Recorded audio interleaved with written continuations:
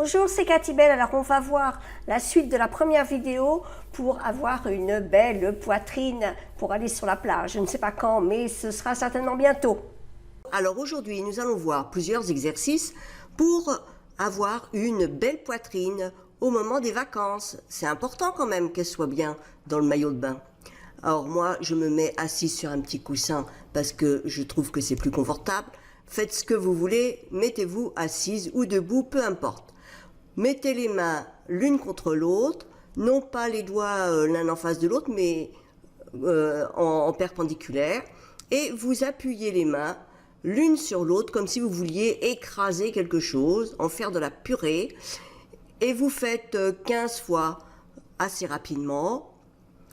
Donc je ne sais pas combien de fois j'en suis là, mais j'ai fait une quinzaine de fois. Ensuite, vous pouvez refaire plus doucement, 15 fois encore, et finir après par une quinzaine de fois plus rapide. Comme ça, votre exercice sera plus complet. Et puis une fois que vous avez fini cet exercice, vous prenez une balle ou un ballon si vous avez un ballon. Moi, je n'avais pas de ballon, donc j'ai pris la balle dont je me sers pour assouplir mes mains pour le violoncelle. Alors vous mettez les mains là bien en face l'une de l'autre, vous pouvez aussi croiser les doigts et vous écrasez la balle le mieux que vous pouvez. Vous essayez de garder les bras à hauteur de la poitrine puisque ce sont les pectoraux que nous voulons travailler. Vous faites une quinzaine de fois, rapide, lent, rapide. En tout, il faut bien faire au moins une ou deux fois chacun de ces exercices, voire 3 si vous êtes courageuse. Une fois que vous avez fini ces exercices, nous allons passer au plus difficile. Nous allons travailler maintenant les pectoraux.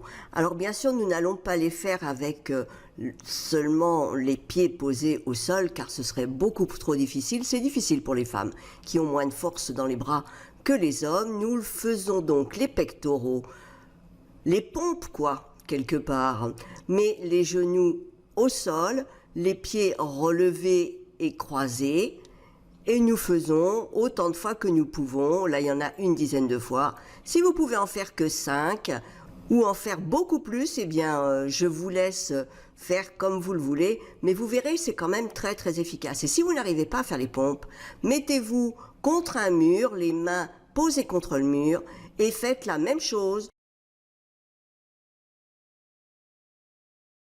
Alors maintenant, après les exercices physiques, voyons les remèdes naturels. Votre poitrine n'échappe pas aux affres du vieillissement, tout comme la peau, qui est l'un des premiers organes à s'exprimer lorsque notre forme est en baisse et que l'âge avance. Pour éviter cela et vous aider à entretenir votre poitrine et aussi votre corps, je vous propose un mélange d'huiles essentielles et d'huiles végétales aux propriétés raffermissantes et assouplissantes qui redonneront l'élasticité et la tonicité que votre peau a perdue. Voici la recette. Afin d'obtenir le raffermissement de votre poitrine, prenez un flacon vide et remplissez-le avec 10 gouttes d'huile essentielle de géranium rosa, 5 gouttes de cyste, 5 gouttes d'huile de lavande fine, 170 gouttes ou 8 ml 5 d'huile végétale de rose musquée, bouchez, clic, c'est terminé, secouez. Et puis utilisez. Alors comment l'utiliser? En application cutanée, en massant quelques gouttes de ce mélange sur vos seins et les parties du corps concernées après la toilette chaque matin. Quelques précautions d'emploi sont importantes. Bien sûr, vous n'avez qu'à faire un clic sur pause pour tout lire. Le plus important est de savoir que, oui, on peut les utiliser pour les adultes et adolescents, les enfants de plus de 3 ans. Non, surtout pas pour les femmes enceintes ou allaitantes et les enfants de moins de 3 ans. Si vous avez un doute, de toute façon, le mieux est tout de même de demander l'avis de votre médecin. Chacun étant différent, il saura vous dire ce qui est bien pour vous. Alors utilisez une autre huile essentielle très très bonne aussi, recommandée dans la lutte contre le relâchement cutané. Il s'agit de l'huile essentielle de bourrache pour rendre la peau plus élastique, souple et tonique. On applique quotidiennement quelques gouttes sur la zone à traiter, sauf si on s'expose au soleil ensuite. Voici un très bon produit.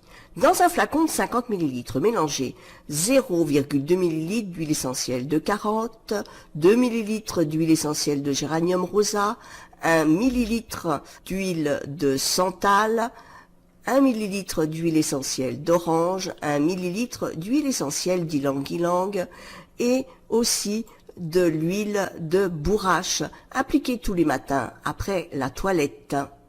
L'huile essentielle de rose est aussi une très bonne huile essentielle. C'est l'huile essentielle qui a entre autres la propriété d'agir sur le relâchement de la peau. En pénétrant les tissus, elle agit directement sur les fibroblastes, les cellules fabriquant le collagène, et en pratique, c'est simple. Ajoutez une goutte d'huile essentielle de rose dans votre crème pour le corps. Appliquez tous les jours. Cette huile essentielle est la plus efficace pour la fermeté des tissus.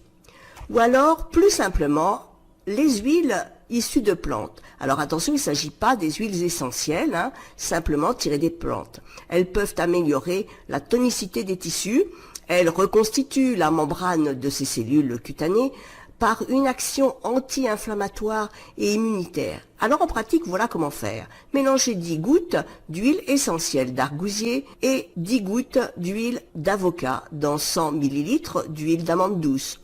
Appliquez sur une peau propre et sèche quotidiennement. Pensez aussi à votre alimentation et choisissez d'avoir une alimentation saine et qui correspond à vos besoins personnels. Vous pouvez aussi alterner chaud et froid sous la douche.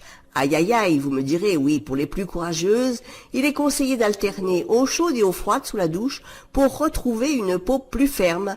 La différence de température stimule la microcirculation.